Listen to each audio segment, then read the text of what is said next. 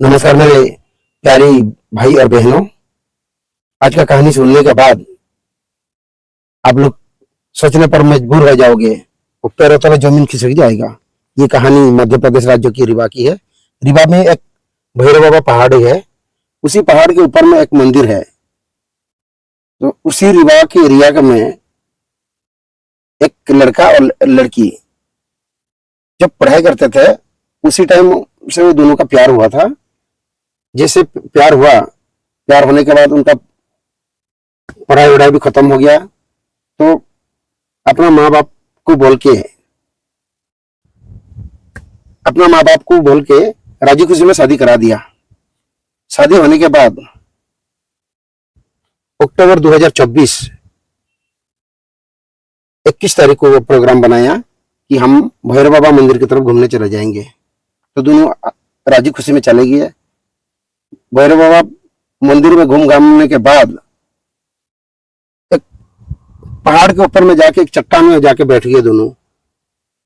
कुछ देर बैठने के बाद आपस में दोनों बात करने लग गए। उसी बीच में क्या हुआ, उसी के बगल में 5 दरिंद वो पिकनिक बना रहे थे। कोई आटा गूंद रहा था, कोई भांग पी रहा था, कोई गांजा पी रहा था, कोई शराब पी रहा था, कोई लिट्टी चोखा खा रहा था। तो जैसे नया दूल्हा और दुल्हन को देखा तो पांचों के पांचों लड़के चले गए। वहां पे जाने के बाद पहले तो दूल्हा को पकड़ लिया। दूल्हा को भी जैसे पकड़ा तो दुल्हन ने विरोध किया। जैसे दुल्हन ने विरोध किया तो दुल्हन को भी पकड़ लिया। दुल्हन और दूल्हा अलग अलग जगह पे ले गया। दूल्हा को एक पैड में बांध दिया और दुल्हन के साथ इतना घिनौना काम हुआ है।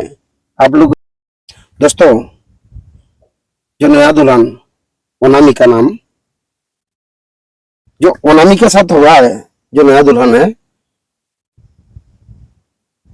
तो 5 दरिंदे बारी बारी करके बलात्कार करा। बलात्कार करने के बाद 1-1.5 घंटे जैसे उनका मन भर गया। मन भरने के बाद तो जब उन लोग जाने लगा तो उनसे ये धमकियां दिया गया कि अगर तुम एसपी, डीएसपी, डीएम कहीं भी तुम शिकायत करो, हमारा कोई बाल भी बांका नहीं कर सकते हैं। दरिंद के अंदर में कितना अहंकार है, इसका मतलब उन लोग पहले से ही वो अड्डा जमा रखे होंगे जब इतना हिम्मत है। और उसी के बीच में क्या हुआ, और 3 आदमी को जैसे जा रहे थे तो और 3 आदमी को बुला लिया। 3 आदमी जो बुलाया मतलब 8 आरोपी हो गया कुल मिला के। 8 में से 5 दरिंदे तो वो बलात्कार में शामिल है और 3 मतलब मददगार के लिए शामिल हुए। कुल मिला के 8 आरोपी पकड़ाए गए। तो जैसे दूल्हा और दुल्हन घर पहुंचे, घर पहुंचने के बाद अब बेचारा करे तो क्या करे, इधर शर्म है और इधर डर भी है। और रोती रही। जैसे सास ससुर पूछने लगा कि बहू तुम्हारे साथ क्या हुआ, कि दोनों आपस में लड़ाई तो नहीं हो गया, कि बेटा तो मार तो नहीं दिया। और दुल्हन कुछ नहीं बोली। फिर जब 2-4 बार पूछा गया तो जैसे दुल्हन ने बोली कि मेरे साथ ये घटना घटित हो गई है। वो नामिका का घर वाला बोला कि तुम चिंता मत करो, मैं तुम्हारा साथ आजीवन के लिए रहूंगा। जो हो गया सो हो गया, उसको भूल जाओ। अब हम थाना जाके एफआईआर दर्ज करते हैं। 22 तारीख को ये दोनों चले गए। ये घटना 21 तारीख को 2 बजे के करीब दिन में ही हुआ था। और ये शर्म और डर के मारे पुलिस थाना तक जा नहीं पाया 21 तारीख को। ये 22 तारीख को 1-2 बजे करीब थाने चले गए। थाना जाने के बाद अपना आप बीती सुनाया पुलिस वालों को।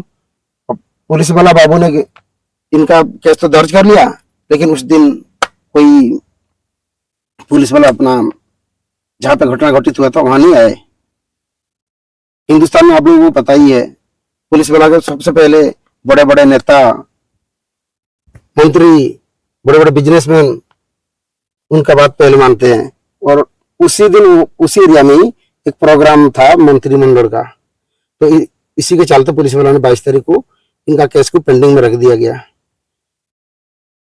तो ऐसे ही 2 दिन के बाद 24 तारीख 24 तारीख को उसी केस के ऊपर में फोकस किया।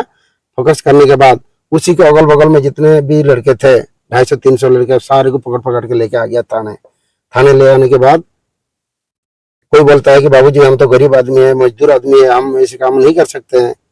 ऐसे करके सारे से उनसे सारा राय लिया। राय लेने के बाद जो 5 दरिंद थे उनको भी पकड़ के ले गया था। फिर बाबू लोग ने सारे को छोड़ दिया। ऐसे ही छोड़ने के बाद उसी बीच में क्या हुआ कि उनका जो वायरल वीडियो जो नंगा होकर कोई भांग पी रहा था, गांजा पी रहा था, दारू पी रहा था, कोई लिट्टी चोखा खा रहा था, वो वीडियो वायरल कर रहा था। उन लोग भी मेरे हिसाब से शायद यूट्यूब चैनल वगैरह होंगे उनके पास, जो भी हो सो। तो पुलिस वालों को हाथ लग गया ये वायरल वीडियो। उसी में से 5 लड़का दिखाई दिया, कोई कक्षा में है, कोई ऐसे ही है नंगा, ऐसे दारू पी के पूरा धूम दे सारे। फिर वो 5 लड़का को पकड़ लिया।